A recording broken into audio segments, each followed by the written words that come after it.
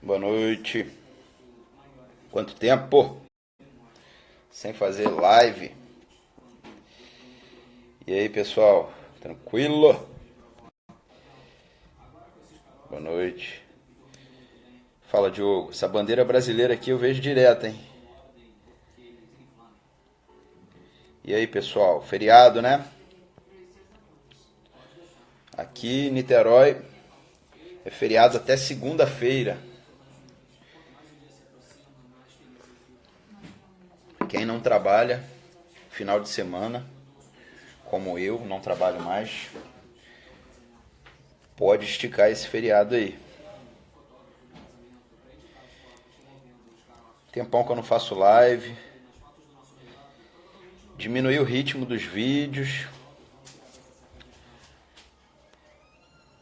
Cafezinho, estudar daqui a pouco, se meu filho permitir. Tudo pode ser subcutâneo? Pode. Qualquer esteroide anabolizante esterificado, oleoso, pode ser feito subcutâneo, tá? E quanto maior o éster, menos inflamatório ele é. Enantato, cipionato, o próprio nebido, que é um decilinato, se eu não me engano. A boldenona, que tem um éster também longo, um decilinato também, né? Então, todos eles podem ser feitos subcutâneo. Andei postando aí esses dias, falando sobre treino, sobre... Já até falei sobre jejum também, que eu tenho feito. Tô gostando. Tô gostando dos resultados que eu tô tendo. E falei sobre treino, botei uma frase que atribuíram ao Arnold, que o campeão só é feito naquele cara que passa as quatro últimas repetições. E isso é a maior besteira que existe. E eu sempre treinei muito assim. Sempre achei muito que é a mentalidade, né, do trabalho duro, né? Você começou a ficar ruim, aí que você tem que continuar, né? A gente sempre acreditou nisso, né? Você vê o filme do Rocky Balboa, tá lá, o cara treinando na, na neve, com coisa rudimentar, fazendo abdominal, tomando porrada no abdômen, mas isso é uma grande besteira. Fisiculturista, ele tem que dar uma coça no corpo, descansar, voltar e tá com uma capacidade maior para ele ir lá e tirar novo treino, né? Não adianta querer se espoliar no treino, né? O Lee Haney falava: você tá aí para estimular e não para se aniquilar. E muitas das vezes eu fiz isso na academia, treinei tentando me aniquilar meu corpo. E aí que a gente arruma lesão, e aí que a gente entra em overtraining, excesso de treinamento, e não tem resultado, né? E começa a perder capacidade física. Você atinge um platô, que é normal, né? E você começa a não consegue evoluir. É lógico que depois de um certo tempo fica difícil evoluir para qualquer um, né? Não tem jeito. Mas você tem que estar sempre evoluindo, né?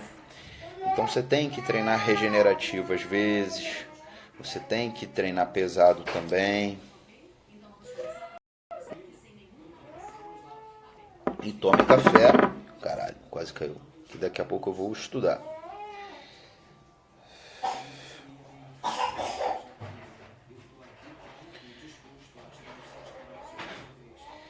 Então, nosso amigo aqui, Vitor, está fazendo uma pergunta. Romulo, se puder, me responde se tem com uma dosagem exógena nós podemos manter índices de texto estáveis para sempre. Por exemplo, deixar 1.200 nanogramas por decilitro, se é saudável deixar assim para sempre. Então, né, isso é uma boa pergunta, né?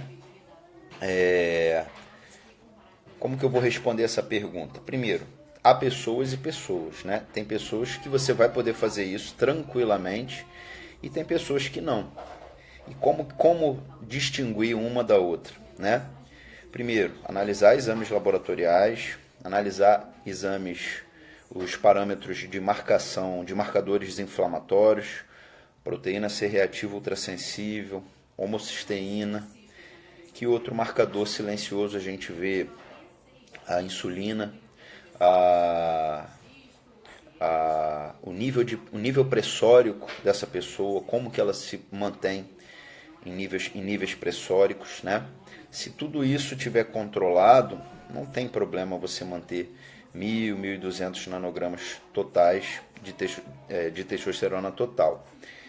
Só que é aquilo, como o colega falou, testosterona total. Você tem que saber também testosterona livre, né?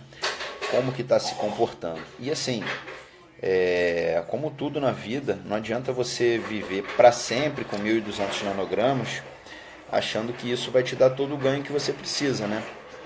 Não vai te dar todo o ganho, né? Faço uso diário de enantato, testosterona com finalidade TRT, aplicação diária de 0,14 ml, tá correto? Depende, né? Depende da concentração. Você está me falando o volume, né? E a concentração da substância, né? Relação DHT e acne. O senhor acha que é o surgimento de acne? Então, meus amigos, isso é uma relação que as pessoas sempre pensam, né? Sempre relacionam acne com DHT. Só que paremos para pensar.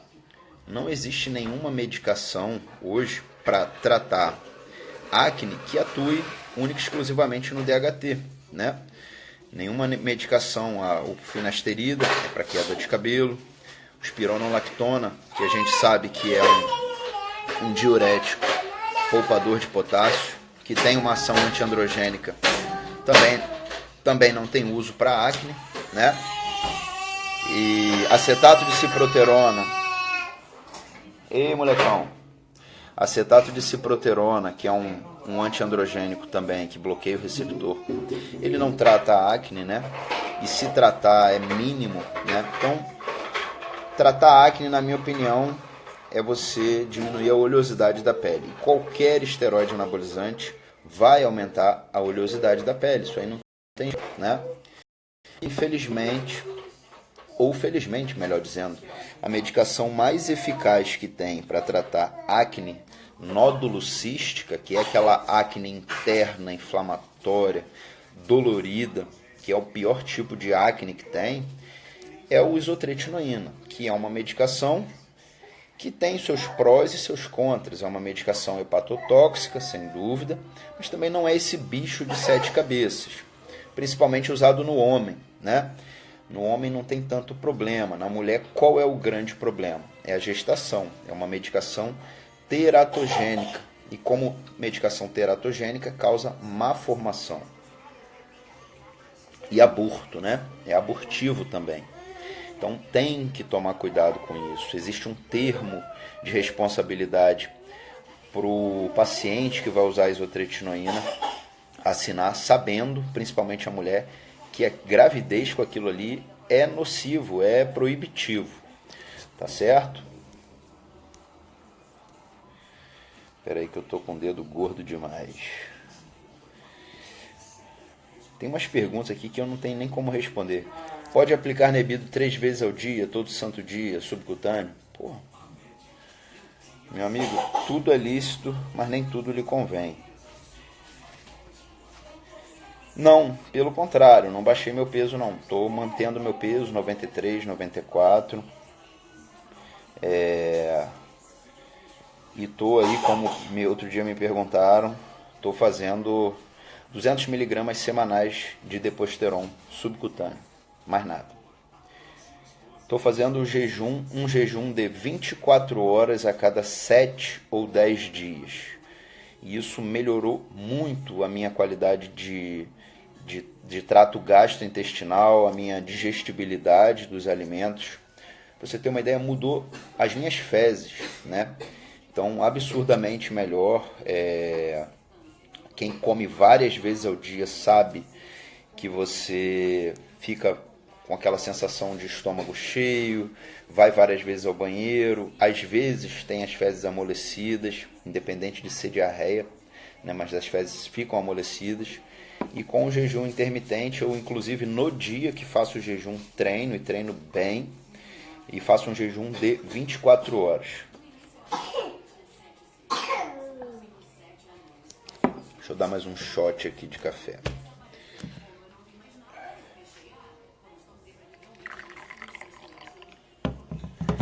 Se meu moleque permitir, daqui a pouco eu sento e estudo. Senão, é madrugada acordado.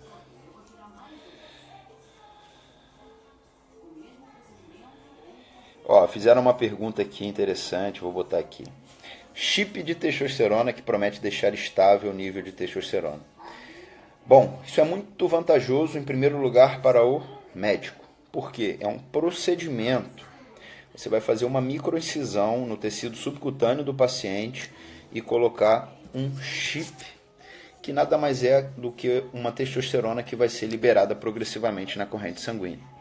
E como o homem precisa de níveis muito maiores do que a mulher, essa aplicação ela vai precisar de uma frequência maior. E você não pode dosar aquilo ali, né?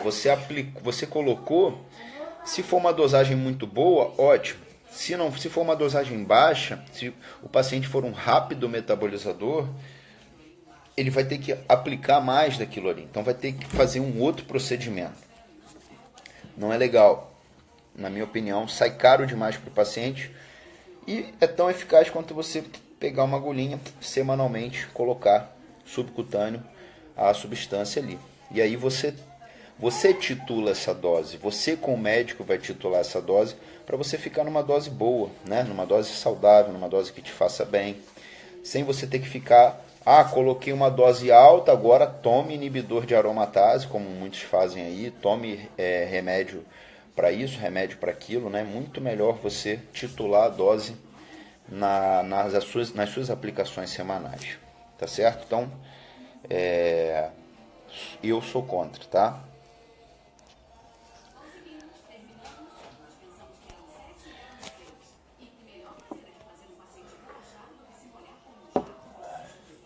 Para quem é médico, eu propagandeio muito pouco meu curso aqui, mas lembrei agora. Para quem é médico, está assistindo, vai haver a 3ª edição do meu curso em São Paulo, tá? Junto com um colega meu, nutricionista. Os temas estão todos discriminados aí no banner. Eu vou publicar isso aí. Serão no dia 13 e 14 de setembro, se eu não me engano. 2 dias, tá? E quem já fez a 1ª e 2ª edição do meu curso sabe que eu não escondo o jogo, não deixo de falar dosagem, não deixo de compartilhar nada. Falo sobre os casos clínicos que eu vivenciei e que eu vivencio. Então, quem for médico e tiver interesse, pode fazer que da minha parte, vocês vão aprender tudo que eu sei. O que mais? Vamos mais.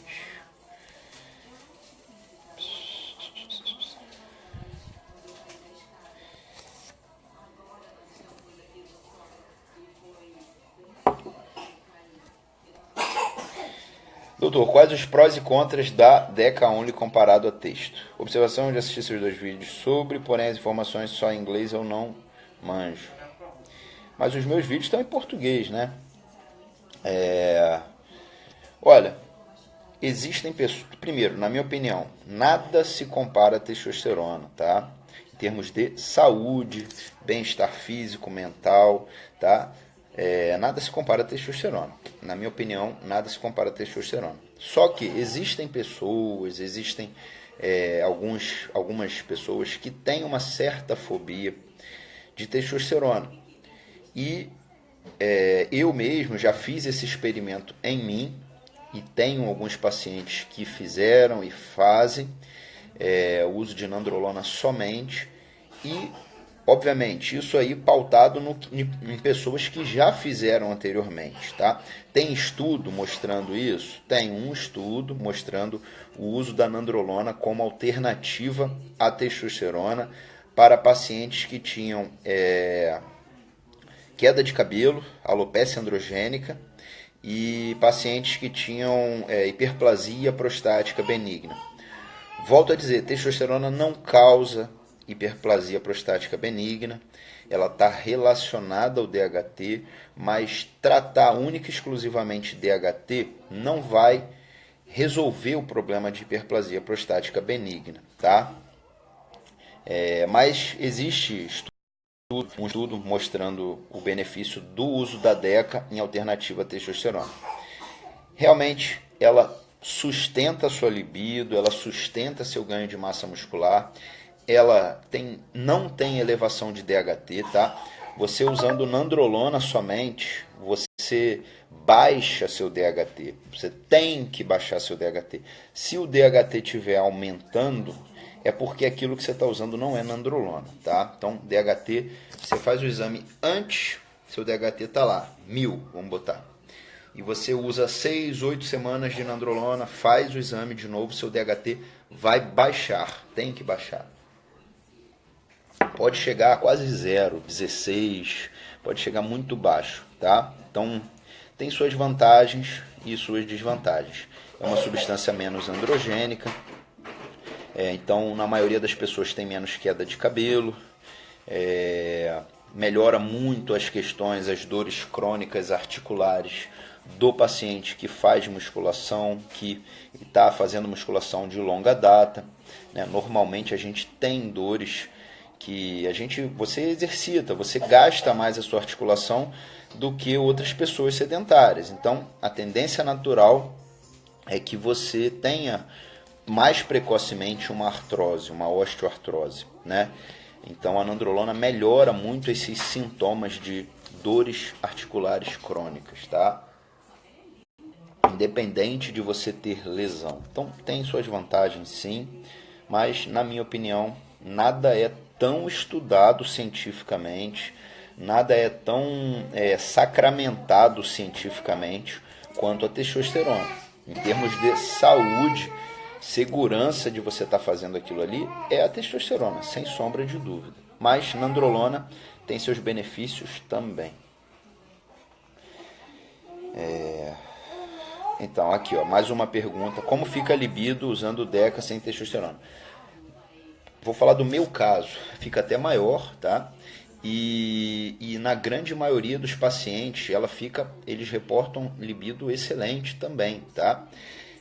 Então, não tem essa de... E assim, a gente tem que lembrar também que decanoato é um éster longo, né? Bem longo. Então, ele também a gente tem que levar em consideração isso também, né? A frequência do que aquela substância ativa, a nandrolona, vai ficar sendo liberada na sua corrente sanguínea.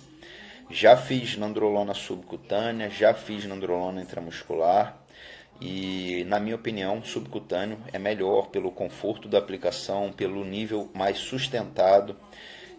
Você pode fazer a aplicação uma única vez semanalmente ou fazer várias vezes semanalmente.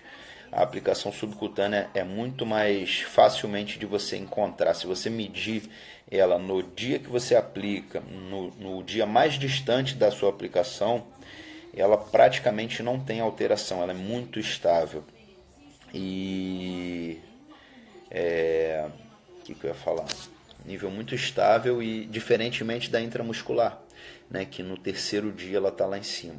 Mas isso tem que ser feito pelo menos a partir da quarta semana, onde você já tem um nível satisfatório no seu organismo. Antes da quarta semana, você ainda não tem um nível de depósito satisfatório. Mas fica excelente a libido, tá? O contrário da DECA com a nandrolona, né? Algumas pessoas fazem o uso de DECA com testosterona e ficam muito bem, obrigado. E outras pessoas não. Outras pessoas usam DECA, eu já usei DECA com testosterona e não ficam bem. Essa questão de libido e de ereção, principalmente. A libido é mais aqui. A ereção é mais orgânica, né? Então a libido, pelo menos no meu caso, estava boa, mas a ereção fica estranha, fica borrachuda, né? Doutor, TRT pode aumentar a produção endógena ou só repõe mesmo? Se sim, uma manobra específica. Não, a sua produção endógena, quando a gente fala produção endógena, é que o próprio organismo faz. Se você, por exemplo, faz uso de HCG, a sua produção, a produção de testosterona que você tem no seu organismo é endógena, é sua. Por mais que você esteja colocando uma substância de fora, que é o HCG, aquela testosterona que você leva, ela é endógena, é seu testículo lá que produziu. Isso é endógeno. Exógeno é quando você coloca uma testosterona de fora. Então, exógeno, né? Endógeno é uma coisa, exógeno ou exógeno é outra. Então, quando você repõe essa testosterona, naturalmente a sua testosterona endógena vai diminuir, sem sombra de dúvida, tá? E não tem uma finalidade. Para que você quer manter? E o que as pessoas fazem? Ah, tomam um HCG para manter a testosterona endógena. Como se o seu testículo fosse sumir do seu organismo, fosse vir liquefazer e você urinar ele embora pelo vaso afora.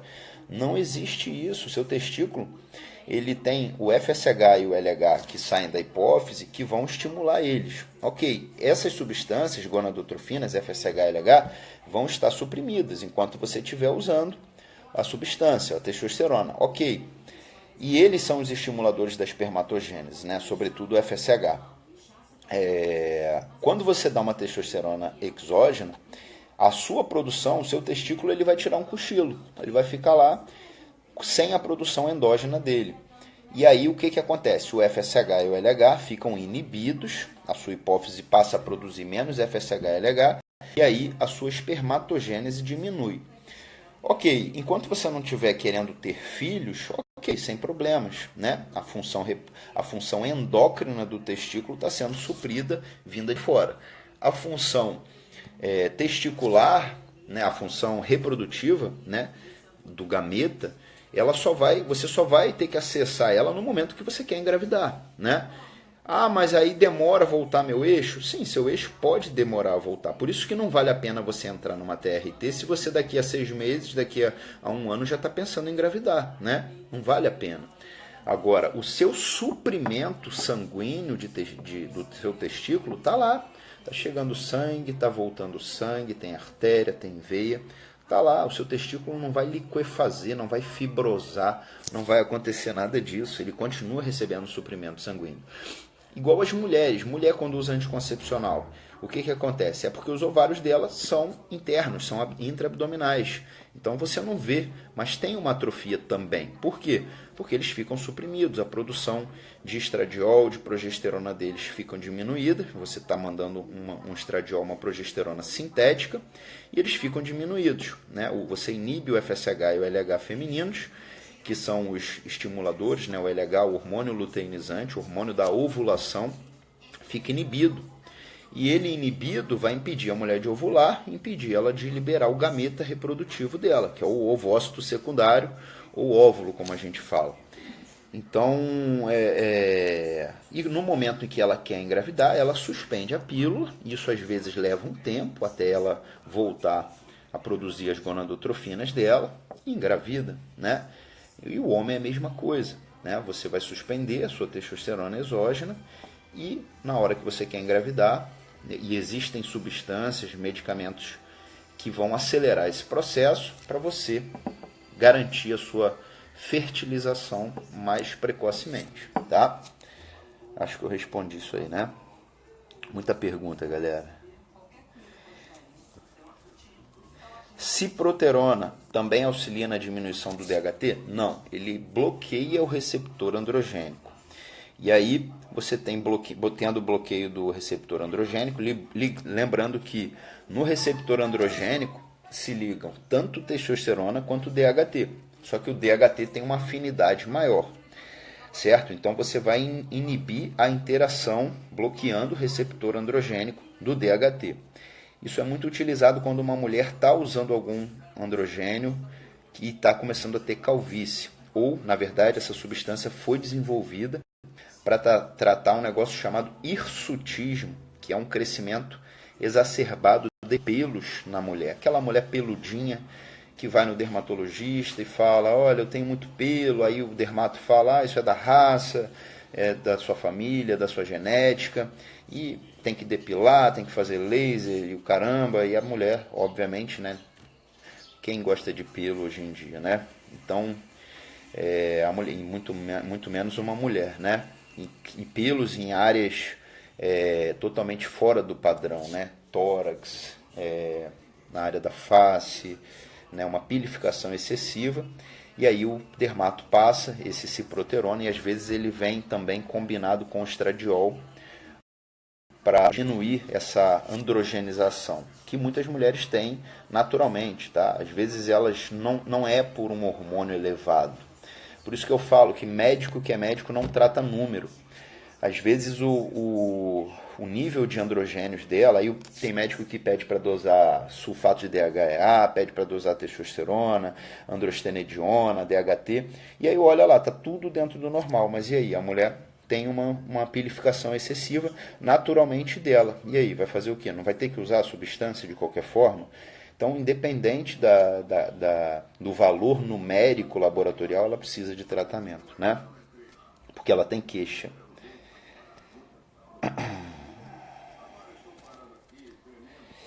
Texto exógena para de fazer efeito com o tempo, 30, 40 anos de uso contínuo? Sem dúvida nenhuma, não. Por que pararia, né? Sem dúvida nenhuma, não. Não tem isso de parar de fazer efeito. Continua funcionando tranquilamente, sem dúvida nenhuma. Não tem porquê. É como se você falasse para mim que a insulina que você produz com 30, 40 anos para de funcionar, né? Não tem porquê isso. Tá ali, tá agindo, tá funcionando. O que muito fisiculturista gosta de falar é que, porque fechou o receptor. Isso, pessoal, isso aí é bro science, tá? Isso é bro science, tá? Não existe esse negócio de fechou o receptor. Mas é lógico que o nosso organismo atinge um platô e você vai tentar, e o organismo vai fazer de tudo para voltar ao que a gente chama de homeostase, a estabilidade metabólica dele. Então, não pense você que vai usar 8 semanas de uma substância e vai ter um ganho absurdo, você que não usava nada, aí vai para a nona, décima, 16 semanas você vai estar o dobro. O ganho físico que você tem não quer dizer que você... O ganho anabólico que você tem, o ganho de desempenho, ele não é linear. O ganho não é linear no sentido de, se eu fiz 8 semanas ganhei 10 quilos, vou fazer 16 semanas vou ganhar 20. Não é assim, pessoal. Existe uma homeostase que o seu organismo atinge, tá certo? Então, e sem dúvida, a substância vai continuar fazendo efeito sim, tá? Cadê aqui?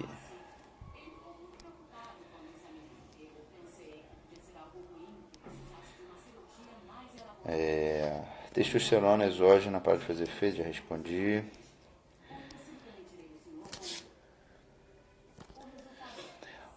Doses baixas de nandrolona junto com a TRT com testosterona é interessante para melhorar dores nas articulações?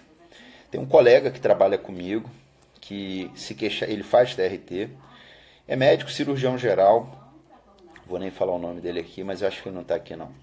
O cara é cirurgião geral, então o cara tem que estar 100% fisicamente para entrar numa cirurgia, para cortar corretamente, né? O cara tem que estar, não adianta você, por mais que você esteja com uma dor no ombro, você vai operar uma pessoa com dor no ombro, seu desempenho vai ser ruim, né? Então entrou ali, você tem que estar bem descansado fisicamente, você tem que estar sem dores pelo corpo, né? A altura da mesa cirúrgica, ela tem que estar apropriada para você não desenvolver dores crônicas, né?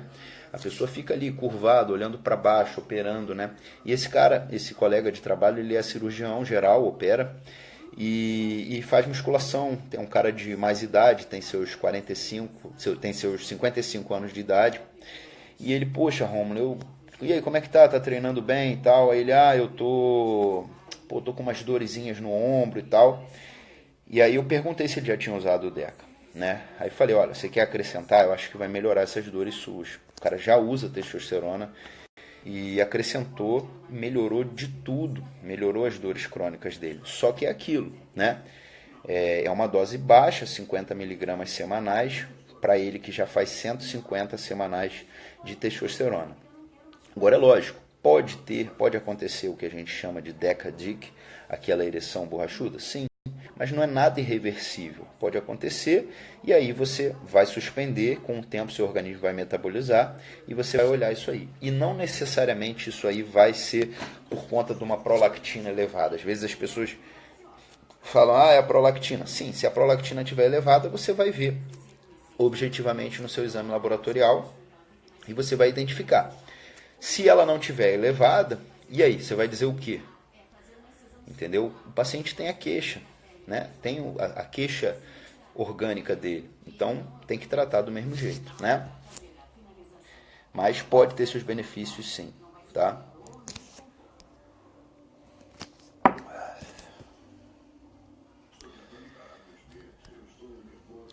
Um salve aí para Portugal, tá? Tem alguns pacientes de Portugal. Em Portugal, vocês, pasmem vocês, é fácil você conseguir a medicação, mas os médicos aí, eles são muito reticentes em tratar, como a maioria tratam apenas aquele paciente que está lá com 150 de testosterona total, ou então manda o paciente repetir 1, 2, 3 vezes. Eu tenho hoje 5 pacientes em Portugal, e eles conseguem tranquilamente transcrever as minhas receitas, pegar a substância na farmácia, sem problema. É um país esclarecido, o paciente mostra a receita na farmácia, a farmácia entende que aquilo ali é uma necessidade, está datado, carimbado, o paciente pega a receita. Aqui no nosso país, Tupiniquim, você mostra a receita tem que ficar retida, enfim, é uma loucura, né? E, enfim, lá, vamos ver o que diz aqui. Em Portugal, os urologistas utilizam muito a boa TRT subcutânea, porque no Brasil o doutor é pioneiro. Olha, meu amigo, obrigado aí pelo elogio, mas eu não sou pioneiro não, tá? Não tem por que mentir. Eu conhecia os benefícios da testosterona, sem dúvida, intramuscular, e fui me aprofundando, conhecendo pela própria internet os verdadeiros pioneiros. Na minha opinião, hoje o verdadeiro pioneiro sobre a testosterona subcutânea é o Dr. John Chrysler, e comprei os livros deles, do Dr. John Chrysler, do Abraham Morgenthaler, tem os artigos científicos, não é só um, tem mais de um, tem, se eu não me engano, 5 artigos científicos de testosterona subcutânea, tanto que a gente já tem sendo comercializado lá fora o Ziosted, que é uma medicação, é um enantato subcutâneo. Então, não sabia que em Portugal, na verdade os pacientes que eu tenho em Portugal, eles dizem que é muito difícil o médico prescrever testosterona, né? Mas que bom que a coisa está mudando, né? Legal, mas eu não sou pioneiro. Talvez no Brasil você tenha sido o primeiro a botar a cara para falar. Mas no mundo, quem botou isso aí foi o Dr. John Chrysler. Créditos para ele. Né? Aqui no Brasil, acho que eu fui o primeiro a botar a cara para falar sobre isso. E, obviamente, né, levo porrada por causa disso.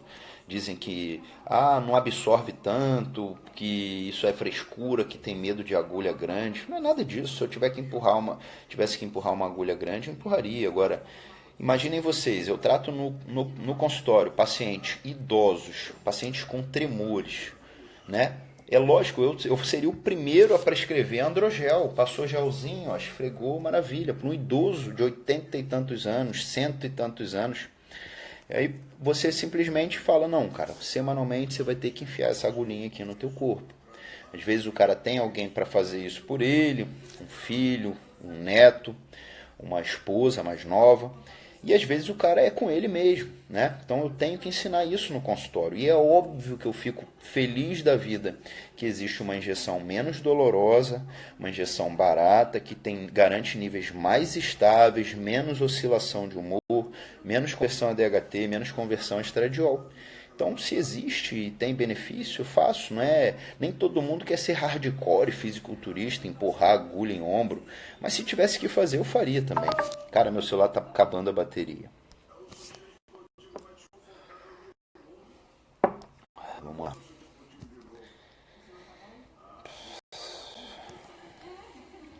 Eritrócitos 5,53 é prejudicial, apenas doar o sangue já baixa. Tem sempre que olhar para o hematócrito e hemoglobina. Os eritrócitos, eles são mais variáveis, a gente tem que ver como que está o hematócrito e hemoglobina. Se o seu hematócrito e hemoglobina tiverem, se o hematócrito tiver acima de 18, tá? Se a sua hemoglobina tiver acima de 18 e o seu hematócrito acima de 54, é problemático, tá? Então tem que doar sangue. O que acontece? Existem estudos já sobre isso, tá? Não aumenta o risco de uma trombose, tá? Só que o médico fica confortável de ver uma toque e hemoglobina elevando. Então, existem médicos e médicos que usam o seguinte procedimento. Se o paciente faz uma hematócrito e hemoglobina, tem que doar sangue, tá? Flebotomia terapêutica. Não tem jeito, tem que doar. Isso é uma minoria dos casos, tá? Mas pode acontecer. Tá? Mas os estudos mostram que mesmo os pacientes com aumento de hematócrito e hemoglobina, não há aumento do risco de um evento pró-trombótico, ou seja, um evento de hipercoagulabilidade, de um trombo se formando. Mas eu não me sinto confortável, assim como essas pessoas, esses precursores que eu falei aqui para você, também trabalham dessa forma, tá? Por mais que os estudos científicos atestem que testosterona, mesmo causando eritrocitose, aumento de hematócrito e hemoglobina, não vai aumentar o risco de um evento trombótico. Mas a conduta médica, eu trabalho dessa forma, tá?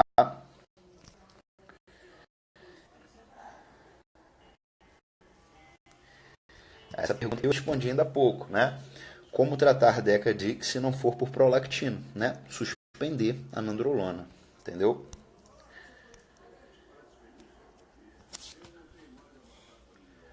Muito boa pergunta, mas a gente não usa esse termo TRT para mulheres. A gente usa isso é questão médica, mas a gente não usa TRT de mulher. A gente usa uso de testosterona na mulher, tá? Porque, em tese, a mulher não precisa repor uma testosterona. Então, a gente não fala de terapia de reposição de testosterona na mulher. Mas, sem dúvida, meu amigo, lógico, né? Libido, né? Desejo, apetite sexual é uma questão multifatorial. Meu pai mesmo da roça falava, tem mulheres que pensam em sexo de manhã, de tarde, de noite. Tem mulheres que pensam em sexo uma vez por semana. Tem seus maridos aí que pensam em sexo de manhã, de tarde, de noite. Tem maridos que pensam uma vez por mês, né? Então é uma questão multifatorial, né? É lógico que existe a questão emocional e é lógico que existe a questão orgânica, hormonal, né? E a tendência natural, sim, é que a mulher usando testosterona tenha um apetite sexual aumentado, tenha maior facilidade de atingir orgasmo e um orgasmo até mais intenso, tá? Agora, a gente não pode garantir uma coisa. Às vezes a mulher já tem um desejo sexual extremo e aquela substância vai entrar, não vai aumentar em nada, né? Igual já me falaram, você usa ocitocina, vai melhorar o seu orgasmo. Eu não sei, eu não sabia que tinha como melhorar o meu orgasmo. Para mim, o meu orgasmo já era o máximo possível, né? Eu usei e não vi diferença nenhuma, né? Então, é uma questão multifatorial essa questão. Agora, a tendência natural é sim, principalmente mulheres que usam antidepressivos, inibidores de recaptação de serotonina, mulheres que usam anticoncepcionais femininos, tá? A tendência natural é que ela tenha o apetite sexual aumentado, mas isso não muda a personalidade. Sua mulher não vai sair por aí com a libido altíssima, agarrando o primeiro que aparecer. Isso não muda o comportamento de ninguém. Assim como muitas mulheres ficam reticentes em tratar seus maridos com testosterona, achando que ele vai sair por aí desesperado, com a libido altíssima. Né? Isso é questão comportamental, né?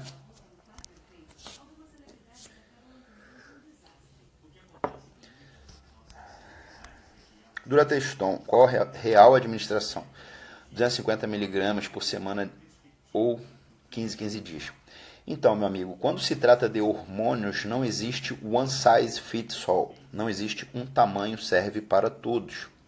Né? Existem rápidos metabolizadores, existem lentos metabolizadores, existem prontamente conversores a estradiol, prontamente conversores a DHT. Então não existe isso. A dosagem de bula é uma aplicação a cada 15 ou 45 dias, né? A cada 2 a 3 semanas, né? É a dosagem de bula, tá? Mas não existe isso, tá? Entanto que o médico ele tem autonomia para prescrever uma ampola por semana, uma ampola a cada 2, uma ampola por mês, porque existem rápidos e lentos metabolizadores. Agora, essa aplicação intramuscular, a gente já sabe que ela dá pico e dá vale.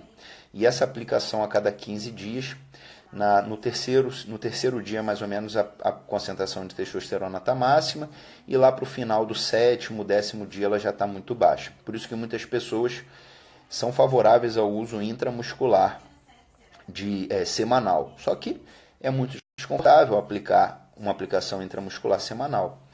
Ah, mas eu sou fisiculturista. Tá, você é outra pessoa. Você não se incomoda de enfiar a agulha 2, 3 vezes por dia. Né? Existem pessoas que estão atrás de TRT, de uso de esteroide, somente para qualidade de vida. Ninguém quer ficar enfiando agulha de manhã, de tarde, de noite, ou ela quer enfiar a agulha no corpo mínimo possível. Né? Então, sem dúvida, essa questão sua que você falou aí é uma questão mais defasada. Isso aí era usado... É a dosagem de bula, tá? Não tem problema, perguntaram aqui, já falei, não tem problema de aplicar Nebido TSC todo dia, subcutâneo. Tem que ver a dosagem que você vai fazer, tá? E como o seu organismo vai se comportar com aquilo ali, o que vai ser convertido em o que, entendeu? E assim, não pense você que, cheguei na minha dosagem, vou manter ela pro resto da vida, e você tem que estar fazendo rotineiramente para você ver como que aquilo está se comportando, né? Não quer dizer que você sempre vai manter 1.200 nanogramas de testosterona total com uma dosagem. Pode ser que você precise aumentar, pode ser que você possa até diminuir, entendeu? Depende da rapidez de metabolismo do seu organismo com aquela dosagem.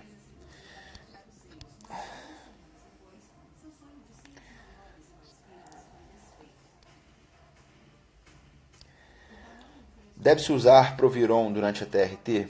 Olha, Proviron, se eu não me engano, até já saiu do mercado.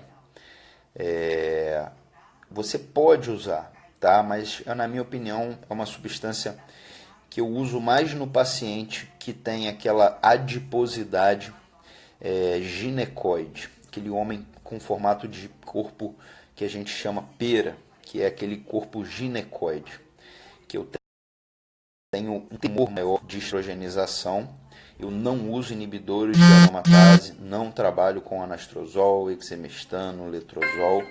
Quando eu quero aniquilar, bloquear o efeito estrogênico, eu uso tamoxifeno. Mas no paciente que tem já naturalmente uma gordura ginecoide ou já tem o que a gente chama de prevalência estrogênica, já tem um estrogênio sem ele fazer TRT naturalmente elevado, eu acho válido sim o uso de Proviron junto a TRT.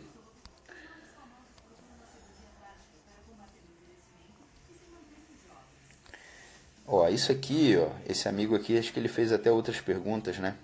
A testosterona ela não faz a genitália masculina ficar menor, tá? Ele diminui minimamente, na grande maioria dos pacientes, o tamanho testicular.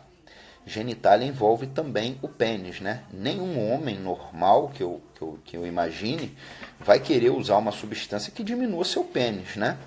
Muito pelo contrário, como ele melhora o seu potencial, a sua ereção, a tendência é que ele aumente o seu pênis, tá? Existe um estudo chamado Shower, esqueci agora, depois eu vou mandar para vocês. Existe um estudo mostrando que há 2 tipos de pênis.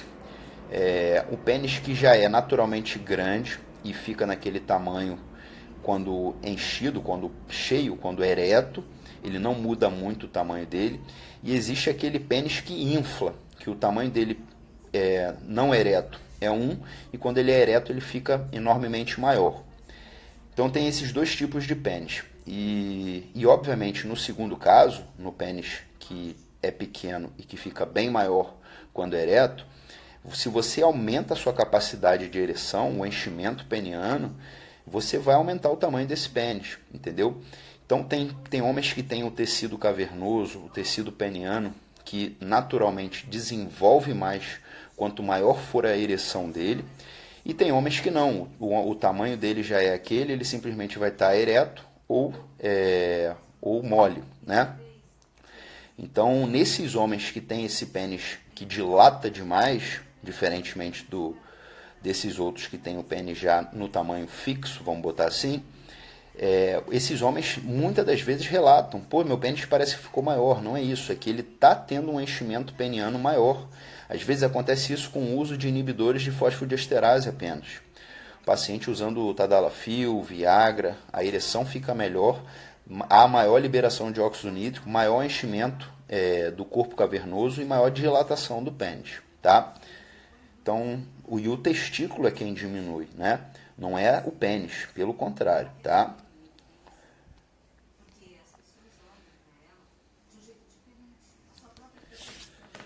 É normal o espermograma dar muito alterado durante o uso de testosterona exógena? Pode prejudicar o feto? De forma nenhuma você vai prejudicar um feto, o seu gameta e, consequentemente, um feto mal formado. De forma nenhuma, de forma nenhuma. A testosterona usada no homem não é teratogênica, não vai dar um gameta defeituoso e que vai fecundar a sua esposa, a sua mulher e gerar uma criança defeituosa. De forma nenhuma isso, tá? Agora, sim, normalmente há uma diminuição da contagem total de espermatozoide.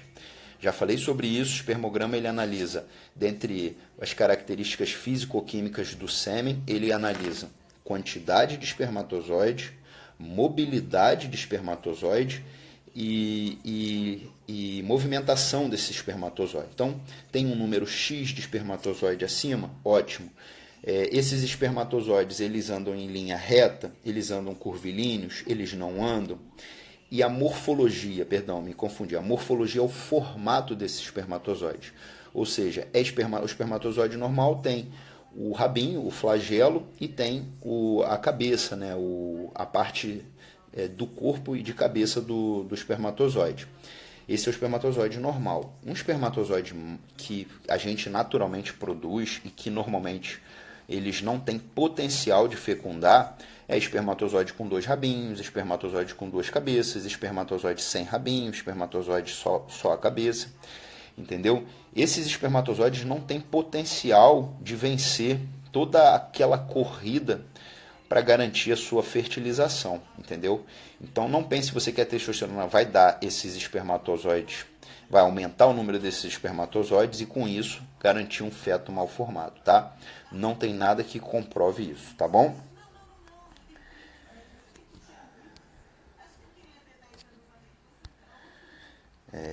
Vamos lá.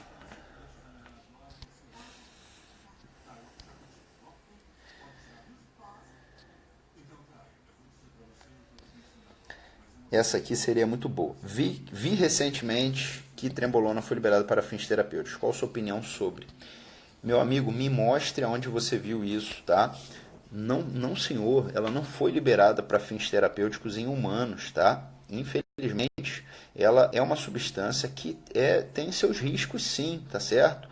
Ah, Romulo, você está sendo hipócrita, meu amigo, já fiz uso, sim.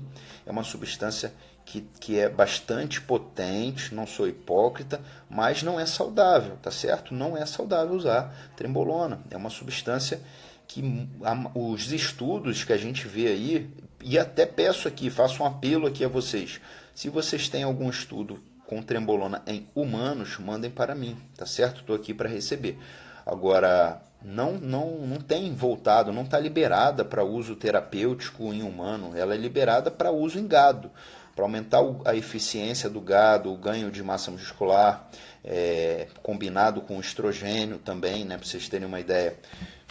O gado usa, a trembolona usada em gado é combinada com o estradiol para aumentar a eficiência, a conversão do alimento que o gado come em massa muscular, em proteína, porque aquilo ali é economia, é grana, né? Então não tem uso liberado para humanos não, tá?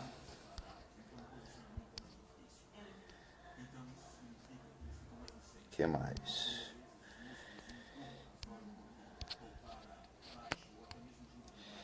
Boa pergunta. Um éster pode aumentar a libido mais do que outro, enantato, espionato ou odura?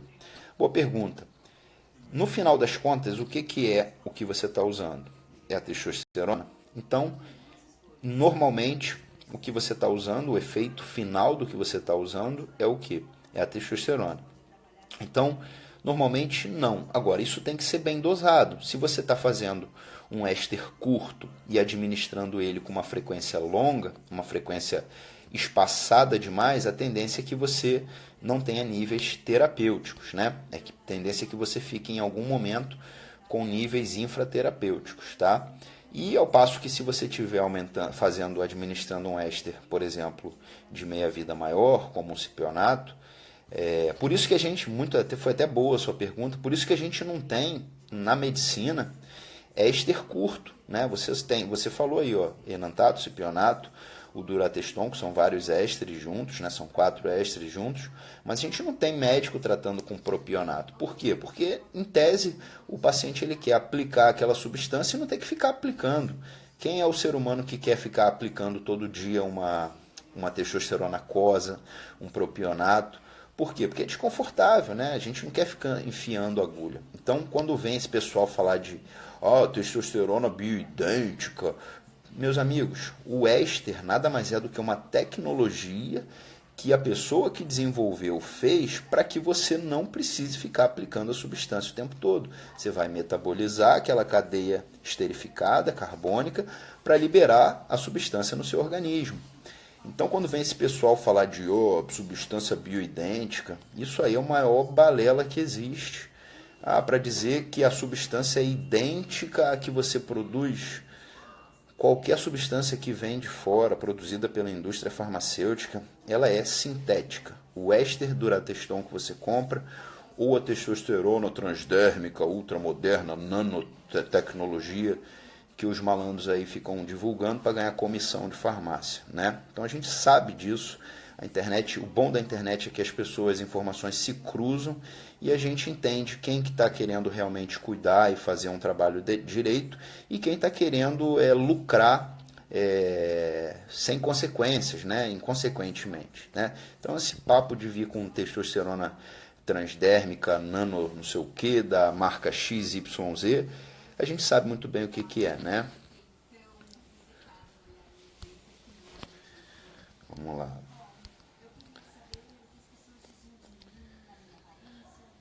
Muita pergunta, caraca. Já falei sobre isso também, né? Varicocele pode prejudicar a produção de testosterona? Normalmente, não, tá? Normalmente a varicocele prejudica a espermatogênese, porque, como eu falei, o testículo ele precisa, o testículo, o que vou tentar falar em termos leigos? O testículo ele tem um músculo ligado a ele que se chama o cremaster, que ele faz o testículo aproximar da cavidade abdominal e afastar, né? Todo mundo sabe aí o que é um saco enrugado no frio, né? Todo homem, né, sabe o que é um saco enrugado no frio, vamos falar em português claro, e o que é aquele saco do velho no calor que fica lá aquela bolsa pendurada. E por que isso? Por causa desse músculo cremaster, né? Nosso organismo tem todo um sistema de regular a contração desse músculo cremaster que, em última análise, ele quer garantir o quê? Um nível de temperatura apropriado para as enzimas do seu organismo funcionar. Enzimas estas que vão atuar na espermatogênese, na síntese dos espermatozoides. E se esse testículo tem uma varicocele, ele tem mais veias ali. E por mais que ele aproxime da cavidade abdominal, ele enrugue, querendo aumentar a temperatura testicular, ou que ele dilate, que ele relaxe o músculo, afastando o testículo, tentando diminuir a temperatura testicular, esse testículo tem veias, e veias essas têm sangue, e esse sangue é aquecido. Portanto, a temperatura, a regulação dessa temperatura vai ficar prejudicada e essas enzimas vão ficar prejudicadas. Uma vez que o paciente corrige cirurgicamente essas varizes, essa varicocele, esse testículo volta, as suas enzimas vão continuar sendo produzidas e ele vai se encontrar numa temperatura saudável, uma temperatura que permita essas enzimas de funcionar. Normalmente, esse paciente vai ter estabelecido a sua fertilidade, a sua produção de espermatozoides. Beleza? Respondido aí?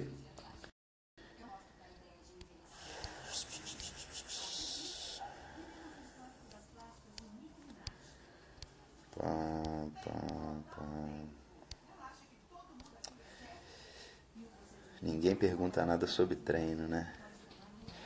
Parabéns pelo trabalho, Dr. Rômulo. Hematócrito 53 e hemácias 6.2 exigem que eu pare a TRT.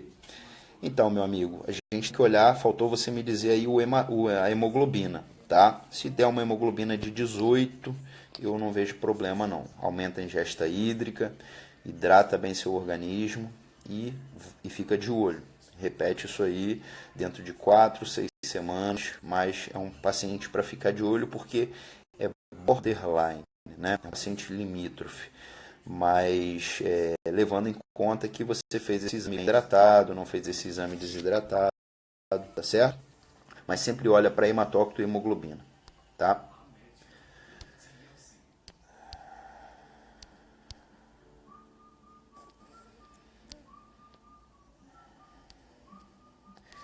Fale sobre Masteron em mulheres, doutor. Vamos falar, sem dúvida. Meu canal, majoritariamente, eu falo de esteroides anabolizantes e o público mais interessado são homens, sem dúvida. E principalmente eu falo sobre os benefícios de TRT, tá? De repor testosterona. Tá? A maioria dos pacientes que me procuram são pacientes que querem qualidade de vida, que entendem que testosterona é um hormônio endógeno e que a gente naturalmente diminui a produção dele. E eles querem acompanhamento de um profissional que saiba tratar com essa substância e entregar a eles qualidade de vida. Agora, sem dúvida, há mulheres sim querendo, com interesse no uso de esteroides anabolizantes de forma mais saudável possível. E Masteron, né, é um esteroide derivado de DHT, e muitas mulheres têm interesse, principalmente pelos seus benefícios estéticos, né? Assim como oxandrolona tem seus benefícios, né? O metenolona, o primobolan tem seus benefícios, né? Sem dúvida. O Masteron também tem, né? Agora, tem também seus contras, né? Tem também seus contras, principalmente derivados de DHT, favorece a queda de cabelo, né? Agora, infelizmente, a gente não tem isso no mercado brasileiro. Né? Então, é uma substância que eu trabalho muito pouco em consultório, porque a gente não tem isso disponível em farmácia no mercado brasileiro. Mas, sem dúvida, tem seus benefícios, sem sombra de dúvida. O que mais? Eduardo. Rômulo, vasectomia pode diminuir os níveis de testosterona ou diminuir a libido? De forma nenhuma, meu amigo.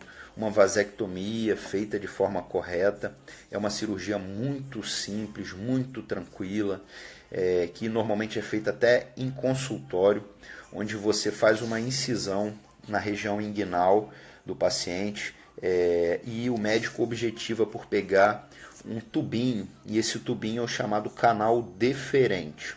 Esse canal deferente ele vai simplesmente comunicar o seu sêmen, parte do seu sêmen, do seu ejaculado, pelo canal seminal até atingir a sua uretra e você conseguir ejacular. Então, ele é nada mais do que um canalículo que você clampeia ele, a saída, as duas extremidades dele, e o paciente não ejacula mais nesse canal.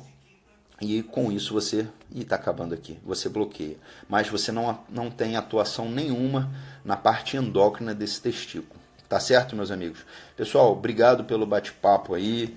Não avisei ninguém sobre a live, mas obrigado aí pela audiência de vocês. Com mais tempo a gente vai estar aí programando mais isso aí. Tá certo? Bom feriado a todos, um abraço a todos, beijo na família e até mais.